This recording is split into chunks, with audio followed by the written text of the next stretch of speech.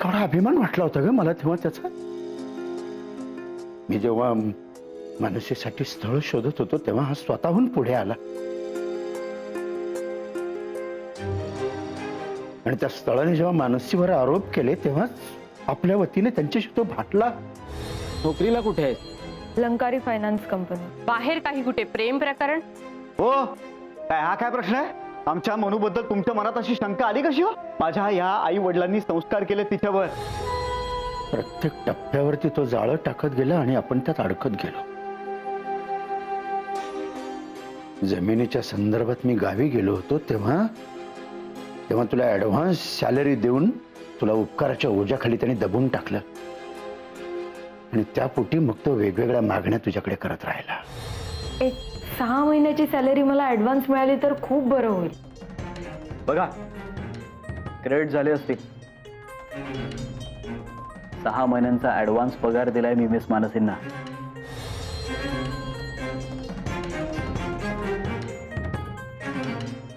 मला माफ कर म्हणून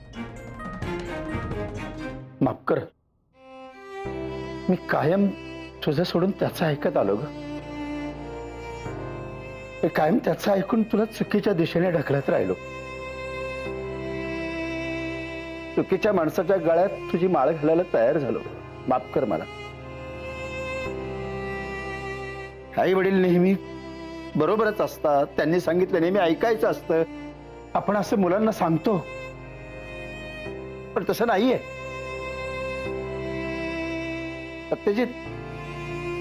सत्यजित अनिकेत, तुम्ही तुमच्या मुलांना सांगा की आई वडील नेहमीच बरोबर असतात असं नाही.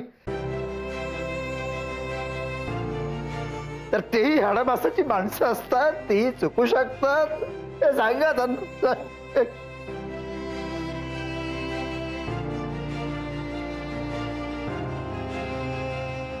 काका तुम्ही आधी शांत व्हा बरं.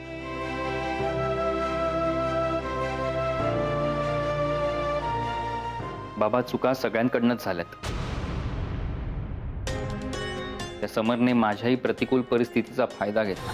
सत्यजित, लंकारी फायनान्सला फसवण्याच्या प्लॅन मध्ये फक्त तूच नाही तर मिस मानसी सुद्धा इन्व्हॉल्व्ह आहेत. याचे पुरावे आहेत आमच्याकडे. त्याचा खरा चेहरा तुम्हा सगळ्यांसमोर आणण्याचा मी खूप प्रयत्न केला होता पण कधी परिस्थितीने साथ नाही दिली. पण प्रत्येक वेळेस अनिकेत आणि मानसीचा काहीही प्रॉब्लेम झाला की त्या प्रॉब्लेमच्या केंद्रस्थानी समर सरच असतात. तर कधी समोरच्याने विश्वासच नाही ठेवला. अनिकेत जेलमधनं सुटला सावंत वकिलांमुळे. पण त्याचं क्रेडिट कोणाला मिळालं? समर सरांना. मला हा ऍक्सिडेंट पेक्षा कट जास्त वाटतोय.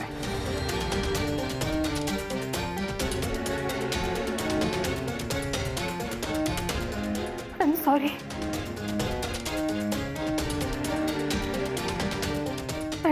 I'm really sorry. असं चुकलं. मी तुझं ऐकायला हवं होतं. प्रत्येक वेळी तू मला सांगायचा प्रयत्न करत होतास पण तुझ्यावरचा अविश्वास इतका मोठा होता की तुझे शब्द माझ्या कानांपर्यंत पोहोचलेच नाहीत. प्लीज मला माफ करशील? It's okay Megha. हे बघ काही चुका माझ्याकडनं झाल्या. काही चुका माझा आपल्या प्रेमावर विश्वास होता. खात्री होती की तू परत येशील माझ्याकडे. म्हणून म्हणालो होतो मी कायम तुझी वाट बघेन.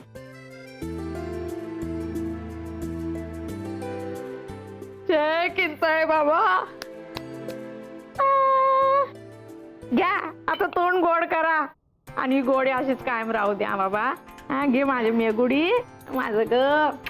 घ्या जावई बापू घ्या घ्या घ्या. बाबा घ्या. अजिबात त्रास करून घेऊ नका तुम्ही. सगळं ठीक होणार आहे बाबा. आणि दुसऱ्या कोणाच्या तरी चुकीचं खापर तुम्ही स्वतःवर का फोडून घेताय? आम्ही चुकलोच आहोत ना बाबा. हो काका, आता आम्ही पण तुम्हाला न सांगता लग्न केलंच ना. ती आमची चूक होतीच. आणि तुमच्या लग्नानंतर तर समर अजूनही आत घुसला. त्याने तुमचाही घटस्फोट करून आणण्याचा प्रयत्न केला. आम्हाला धीर देण्याच्या नावाखाली तुमच्यात फूट पाडण्याचा प्रयत्न केला. मला तर चपलेनं हाणावासा वाटला होता त्याला. मुचडा घालून आला होता आमच्याकडे सत्यनारायणच्या पूजेला आणि काय दिलं प्रेझेंट माझ्या पोराला आणि सुनेला? घटस्फोटाची फाईल. असं वाटलं ना की लातेनं तोडवाव त्याला. पुढचं पश्चिमला त्याचा. मिसेस मानसी उघडून तर बघा. नंतर बघते मी. असं काय करताय, उघडून बघा ना.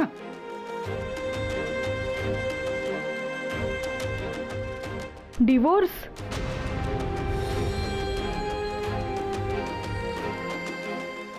हो, आणि मी पण ठाम राहिलो. मी पण त्याला ठणकावून सांगितलंच ना की ही मिस मानसी नाही, मिसेस मानसी अनिकेत उषा आहे.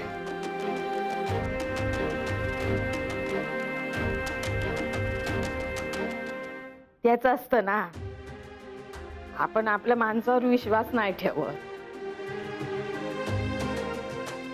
मग त्यांची मन दुखवली जातात आणि मग त्यात जी फट पडते ना, आणि त्या फटीतून बाहेरचे उंदीर आतमध्ये येतात आणि मग ते सगळं घर पुरतडून टाकतात.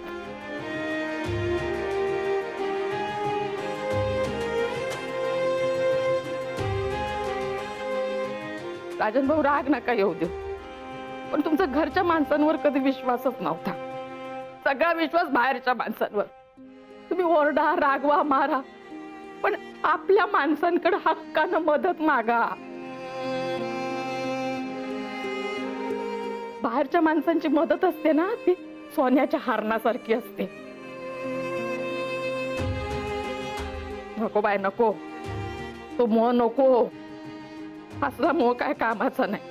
ते असं वागलं तरच आपल्या घरची शीता सुरक्षित राहील.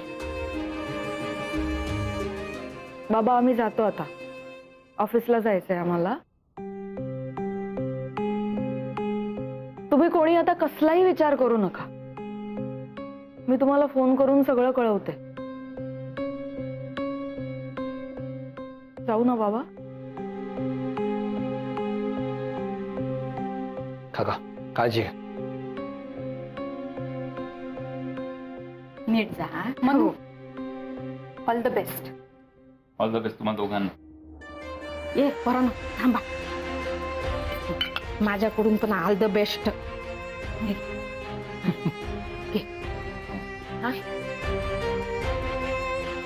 हाणात त्याला चांगला. हाय, किंचाळे बाबांचा आशीर्वाद आहे. होणार सगळं चांगलं.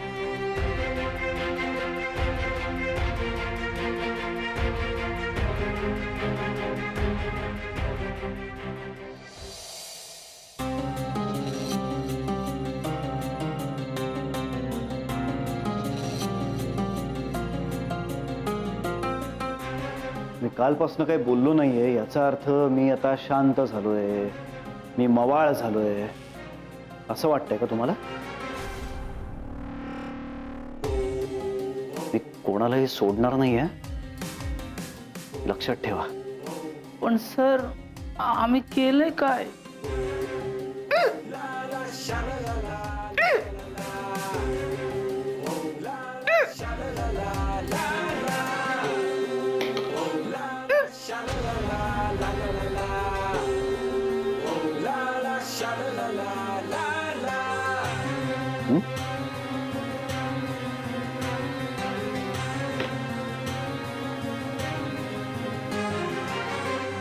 काय केलंय? तुम्हा सगळ्यांना चांगलंच माहिती आहे मी कामाच्या बाबतीत कधी हलगर्जीपणा करत नाही, कुठलाही गोळ घालत नाही. मग हा असला फालतू हार्ड ड्राईव्हचा गोळ घालेन मी? हे कोणीतरी मला त्रास द्यायला मुद्दाम केलंय हे न कळण्या इतपत काही मी दुधखोळा नाहीये. प्रश्न इतकाच आहे, हे कोणी केलंय आणि का केलंय? का केलंय वगैरे या मोटिव्ह मध्ये मला जायचं नाही, मला त्यात इंटरेस्ट सुद्धा नाहीये. पण कुणी केलंय हे मला जाणून घ्यायचंय. आपली सगळी भंकस एका बाजूला, आणि स्वतःच्या फायद्यासाठी उगाच गमतीसाठी जर कोणी कंपनीचं नुकसान करत असेल ना तर मी ते खपवून घेणार नाही. कंपनीचं नुकसान म्हणजे माझं नुकसान आणि मी माझं नुकसान होऊ देत नाही. कळलं काय? तुलाही कळलंय का? तुझ्याबद्दल ही शंका आहेच मला. सर मी आधीच म्हटलं सर तुम्हाला की तिकडे मानसी मॅडम आणि अनिकेत सुद्धा होता. नाही, त्या दोघांवर सुद्धा माझी नजर असणारच आहे. आणि आता यापुढे माझ्या नजरेतून कोणीही वाचू शकत नाही. येतं लक्षात? आणि ही शेवटची संधी आहे तुमच्यासाठी. हा हार्ड ड्राईव्हचा घोळ कोणी घातलाय हे जो समोर येऊन सांगेल त्याला माझ्याकडून बक्षीस. आणि नाही सांगणार त्याला तर त्याला भोपळा. कोणीच सांगितलं नाही ना तर तुमचं रेझिग्नेशन लेटर मी स्वतः टाईप करून देईन.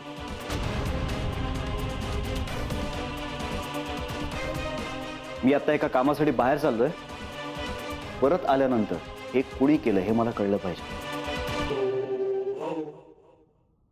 चुपचाप गुन्हा कबूल करा नाहीतर राजीनामा तयार ठेवा.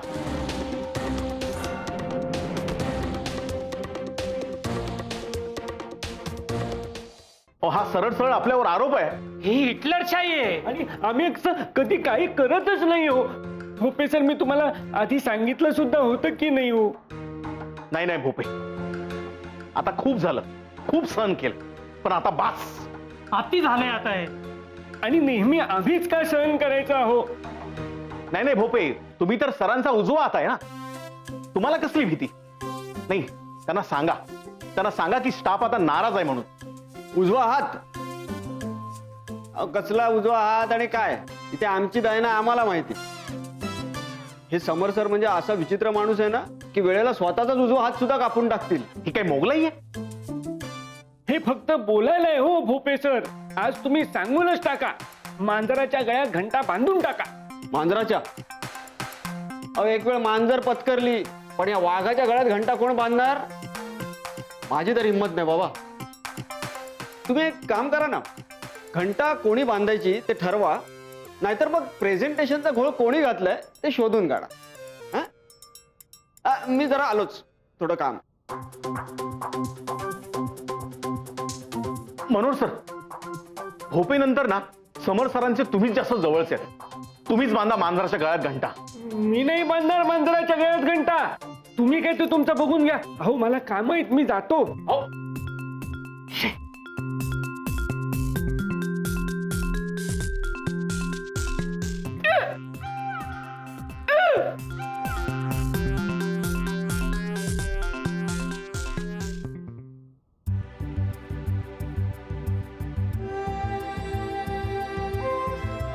कॉफी. थँक्यू.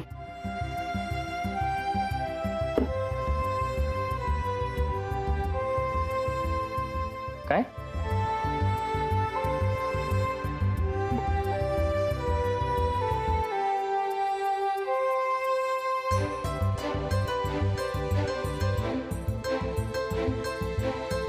दालचिनी वाली कॉफी? मेघा,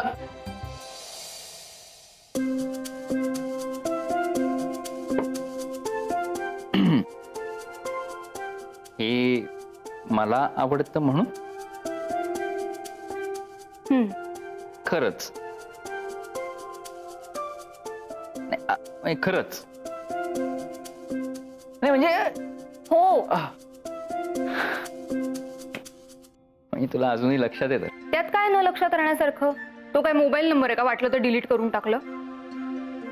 आणि तूच म्हणतोस ना की आठवणी मरत नाहीत, त्या आपण आपल्या मनाच्या कोपऱ्यात पुरून ठेवतो.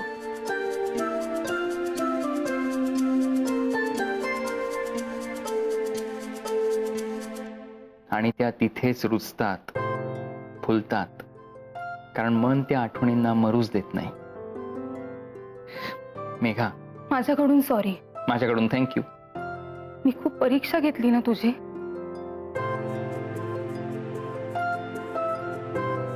हो खरं तर पण मी वागलोही तसाच होतो. माझ्यामुळे तुला त्रास.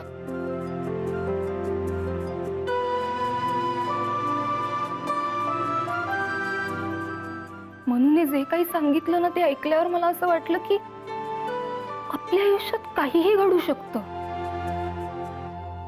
पण संकट आलं आणि आपल्या माणसाचा हात जर आपल्या हातात असेल ना तर आपण कुठलंही वादळ पचवू शकतो.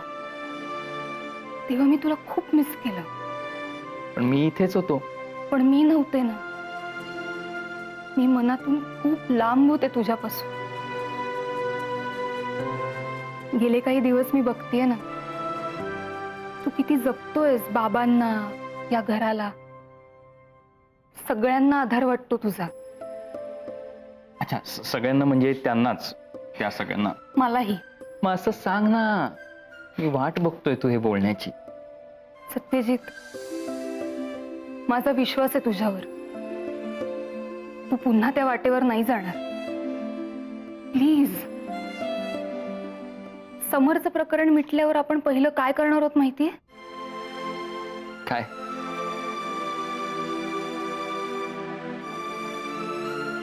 आपण आपल्या घरी जाणार आहोत.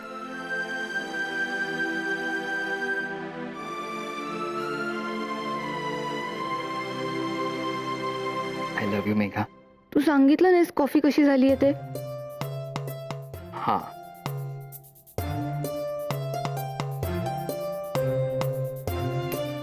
दालचिनी जरा जास्त झाली.